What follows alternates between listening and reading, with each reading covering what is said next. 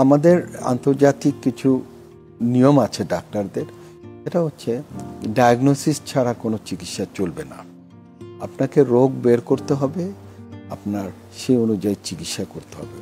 এখন আপনি টেম্পোরারি, আপনি হয়তো 1-2 দিনের জন্য আপনি ব্যথানাশক ওষুধ দিয়ে কমিয়ে রাখতে পারেন, কিন্তু দিনের পর দিন আপনার রোগের সূক্ষ্ম নিরূপণ না করে আপনি ওষুধ চালিয়ে যাচ্ছেন, এটা আনইথিক্যাল।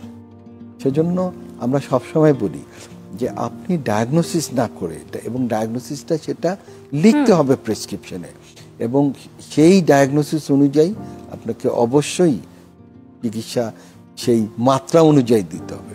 আপনি ডায়াগনোসিস করলেন ধরেন অস্ট্রোআর্থ্রাইটিস, এবং সেই অস্ট্রোআর্থ্রাইটিসের কি মাত্রা, এটা কি গ্রেড 1, তাহলে সেই গ্রেড 1-এর চিকিৎসা দিতে হবে। এটা যদি গ্রেড 2 হয় তাহলে বলতে হবে যে আপনার গ্রেড 1-এর চিকিৎসা চলছে না, গ্রেড 2-তে আমরা চিকিৎসা দিচ্ছি। আর যদি গ্রেড 3 যদি ফেইল্ড কেসেস হয় তাহলে সেই অনুযায়ী আমরা অ্যাডভোকেট করব যে আপনার মেডিকেল ট্রিটমেন্ট ফেল করেছে, এখন সার্জিক্যাল ট্রিটমেন্ট আসে।